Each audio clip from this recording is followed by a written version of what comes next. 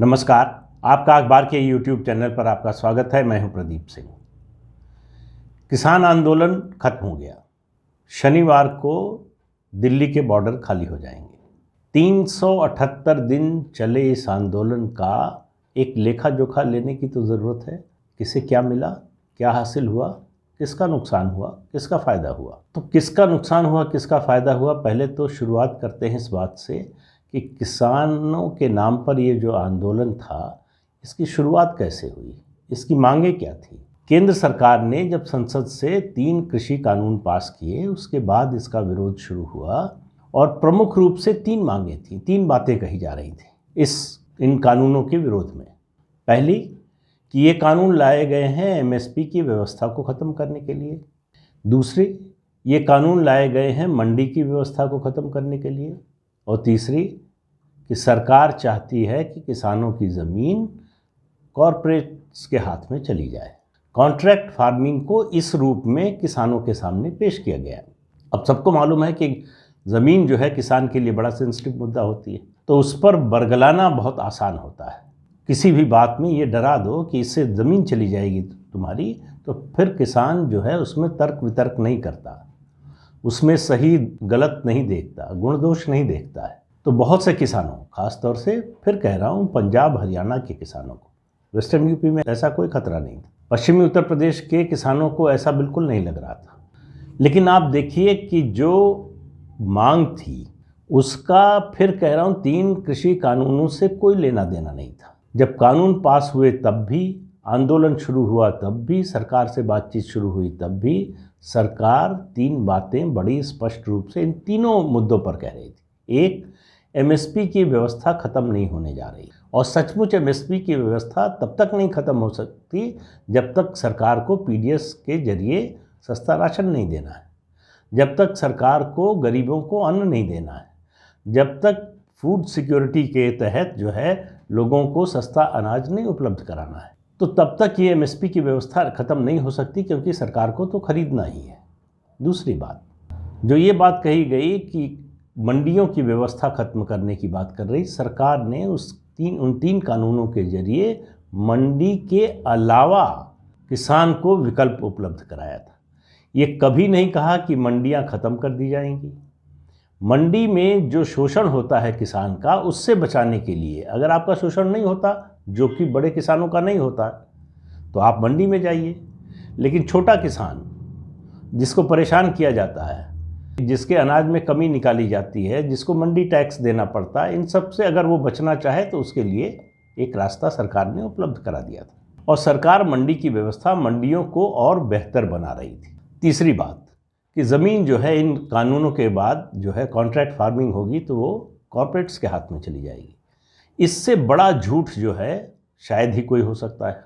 उस कानून में बड़ा साफ साफ लिखा हुआ था कि किसानों की ज़मीन जो कॉरपोरेट फार्मिंग में होगी, कॉरपोरेट्स लेंगे, 100, 200, 500, 1000 किसानों की लेंगे, उसमें सिर्फ फसल उगाने का उनका अधिकार होगा, उसको बेचने का। ज़मीन का उससे कोई लेना देना नहीं है।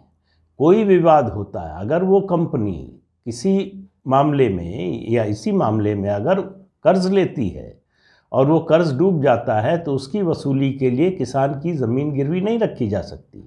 ये बहुत स्पष्ट रूप से था, लेकिन किसानों को बरगलाने के लिए ये मुद्दा उठाया गया। अब सवाल ये है कि इन 3 मुद्दों को लेकर आए थे, हासिल क्या हुआ 378 दिन बाद?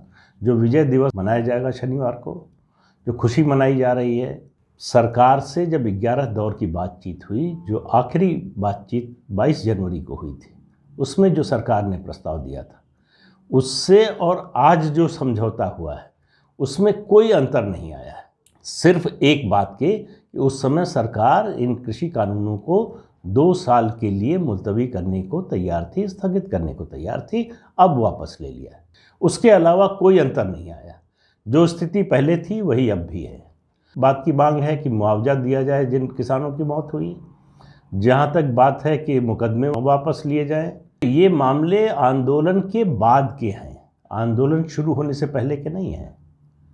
तो आंदोलन के दौरान मैंने पिछले वीडियो में भी कहा था कि आप बुज़ुर्गों को लेकर आए जो बीमार थे, जिनका स्वास्थ्य ठीक नहीं था, उनको जाड़ा गर्मी बरसात में आपने मौसम में खुले में रखा, उसकी वजह से मरे, उसके लिए ज़िम्मेदार आप हैं, सरकार उसके लिए ज़िम्मेदार नहीं है। मुकदमे वापस लेने की नौबत या मांग इसलिए हो रही है कि आपने ऐसा काम किया। तो किसान आंदोलन जो किसानों के हित के नाम पर शुरू हुआ था, उनमें से कोई मांग सरकार ने नहीं मानी है। एमएसपी पर सरकार तब भी कह रही थी, कानून बनाते समय भी, बातचीत के समय भी, कि हम एक कमेटी बना देंगे, उसमें सारे स्टेक होल्डर्स होंगे और वो कमेटी जो रिकमेंडेशन देगी उसके आधार पर सरकार फैसला करेगी। वही स्थिति आज भी है, बल्कि इसमें एक मांग जोड़ने की कोशिश की संयुक्त किसान यूनियन ने कि जो एमएसपी के लिए कमेटी बनेगी उसमें जो आंदोलन में शामिल लोग थे, यानी संयुक्त किसान मोर्चा, किसानों की ओर से सिर्फ वही होंगे प्रतिनिधि। जो उन कानूनों का समर्थन कर रहे थे, किसान यूनियन जो कर रही थी, उनके प्रतिनिधि नहीं होंगे। सरकार ने उस बात को नहीं माना। एक और नई मांग जुड़ी थी लखीमपुर कांड के बाद कि गृह राज्य मंत्री अजय मिश्रा को बर्खास्त किया जाए। सरकार ने कहा कि नहीं करेंगे, किसानों को झुकना पड़ा। उनकी मांग को, अपनी मांग जो चार्टर था उसमें से, मुद्दे में से हटाना पड़ा। 700 लोगों की जान लेकर, उनके लिए 2 लाख, 2.5 लाख, 5 लाख का मुआवजा लेकर क्या लेकर जा रहे हैं आप? सिर्फ एक चीज़ लेकर जा रहे हैं ये किसान नेता, एक उनके अहम की संतुष्टि कि सरकार को झुका लिया, कानून वापस करवा दिया। इसके अलावा कुछ नहीं हासिल हुआ है। नुकसान ज़्यादा किया है। अब क्या नुकसान किया है आप देखिए। जो आरोप था कि कॉरपोरेट के हाथ में किसानों का खेत चला जाएगा, दरअसल वो कानून लागू होता तो कॉरपोरेट के हाथ में नहीं जाता किसानों का खेत, उनकी ज़मीन नहीं जाती। क्यों नहीं जाती? क्योंकि अगर कॉरपोरेट फार्मिंग या फिर कोऑपरेटिव फार्मिंग या एफपीओ, इन 3 के जरिए ही खेती को वायबल बनाया जा सकता है, लाभकारी बनाया जा सकता है। छोटी जोत, 2 एकड़, 2.5 एकड़, 3 एकड़ वाले खेत से आप जो है किसानी को वायबल नहीं बना सकते, घाटा ही होगा, और ये घाटा कम होने वाला नहीं है। लेकिन अगर आप कॉन्ट्रैक्ट फार्मिंग करते हैं, कोऑपरेटिव फार्मिंग में जाते हैं, एफपीओ का सिस्टम अपनाते हैं, तीनों में अंडरलाइन जो है वो सिद्धांत एक ही है कि छोटे छोटे किसान मिलकर एक बड़ा रकबा बनाएं और उसके बाद एक समझौता करें। वो चाहे कॉरपोरेट से करें, चाहे कोऑपरेटिव के जरिए अपने करें, चाहे एफपीओ के जरिए करें, और इकोनॉमी ऑफ स्केल जिसको कहते हैं उसको बढ़ाएं। उससे लाभकारी मूल्य मिलेगा और गारंटी मिलेगी मूल्य की। कॉन्ट्रैक्ट फार्मिंग अगर होती तो किसान को खेत में बीज डालने से पहले ये मालूम होता कि फसल उगने पर उसको कितना पैसा किस भाव से मिलेगा। अब उसकी कोई गारंटी नहीं है। तो आपने वो कानून रोक कर किया ये है कि किसानों को, खासतौर से छोटे किसानों की बात कर रहा हूँ, उनको कॉरपोरेट्स के हवाले कर दिया है, या जिनको कहते हैं लैंड शार्क्स, जो ज़मीन पर गिद्ध की दृष्टि जमाए होते हैं, उनके हवाले कर दिया है। क्योंकि कितने दिन तक किसान जो है मेहनत करेगा, मजदूरी करेगा, खेत में उगाएगा और खाने भर का, जीवन यापन भर का नहीं मिलेगा तो खेती करता रहेगा। आखिरकार वो खेती छोड़ेगा, और छोड़ेगा तो ज़मीन बेचेगा। तो उसके लिए आपने मजबूर किया है इस आंदोलन के जरिए। तीसरी बात, जो बात कहते हैं कि किसान अपनी ज़मीन नहीं देना चाहता, वो जाकर उन गाँवों में, उन इलाकों में, उन क्षेत्रों में देखें जहाँ से कोई भी बड़ी परियोजना जा रही है, बन रही है या चल रही है, चाहे वो हाईवे की परियोजना हो, एक्सप्रेसवे की हो, बड़े उद्योग लगाने की हो, उन सब, या फूड पार्क या इस तरह के पार्क जो है, इंडस्ट्रियल पार्क की बात हो, किसान चाहता है, लालायित है कि उस प्रोजेक्ट में उसकी ज़मीन आ जाए। जिसकी ज़मीन आ जाती है हाईवे या एक्सप्रेसवे में, वो खुश होता है। क्यों खुश होता है? क्योंकि वो उसको मुआवजा इतना बड़ा मिलता है जो वो कल्पना नहीं कर सकता कि अगले 40, 50, 60 साल में भी उस ज़मीन से वो कमा सकेगा। वो खेती में रहना नहीं चाहता है, और खेती में रहना सिर्फ इसलिए नहीं चाहता है कि वो लाभकारी नहीं है। लाभकारी बनाने का जो रास्ता खोला गया, एग्रीकल्चर में इन्वेस्टमेंट लाने का, बड़े पैमाने पर निवेश लाने का रास्ता खोला गया, उसको आपने बंद करा दिया। ये हासिल है इस आंदोलन का। और इतना ही नहीं, आप देखिए जिस तरह से सरकार ने इस आंदोलन को ख़त्म किया है। पहले तीनों कानून वापस लेकर जो है जिस आधार पर ये खड़ा था, जिन टांगों पर, उसको हटा दिया। उसके बाद इनके पास बोलने के लिए, कहने के लिए कुछ रह नहीं गया था। फेस सेविंग के लिए कि मुआवजा दे दो, मुकदमा वापस ले लो, ये सब बातें चल रही थी। फिर क्या किया? जो 11 दौर की बातचीत हुई वो दरअसल नाकाम हुई। उसमें एक बड़ा कारण था ऐसे तत्वों का शामिल होना जिनका राजनीतिक हित था, जिनका ये इस बात में हित था कि ये मुद्दा, ये विवाद बना रहे, ये आंदोलन ख़त्म नहीं होने पाए, जिनके निशाने पर केंद्र की सरकार थी, जिनके निशाने पर प्रधानमंत्री नरेंद्र मोदी थे। आखिरी दौर की बातचीत में जिस बातचीत से समझौता हुआ है, जो 5 मेंबर कमेटी बनी, उससे ऐसे सब लोगों को बाहर कर दिया गया। हन्नान मुल्ला हों, योगेंद्र यादव हों, राकेश टिकैत हों, फेस बने हुए थे इस आंदोलन का टीवी और अखबारों के और मीडिया के जरिए, उनको इस बातचीत से अलग कर दिया। 5 सदस्यों की कमेटी में इन लोगों को नहीं रखा गया और संयुक्त किसान मोर्चा इस हैसियत में नहीं रह गया था, उसकी ये ताकत नहीं रह गई थी कि वो इंसिस्ट करे कि नहीं, जो 40 लोग शुरू में बात कर रहे थे वही लोग बात करेंगे। कहाँ से चले थे, कहाँ पहुँचे? 40 से चले थे, 5 पर पहुँचे। क्यों? क्योंकि आपकी स्थिति कमज़ोर थी, क्योंकि आप सही रास्ते पर नहीं। तो 9 दिन चले 2.5 कोस, और मुझे तो लगता है वो 2.5 कोस भी नहीं है। आप सिर्फ मान लीजिए कि 2 साल के लिए अगर ये कृषि कानून स्थगित करने की बात किसान यूनियन के लोग मान जाते, संयुक्त किसान यूनियन के, तो उस समय जो स्थिति होती, हूबहू वही स्थिति आज। इतने लोग नहीं मरे होते। इतने लोगों की जान जाने के बाद आपको हासिल क्या हुआ?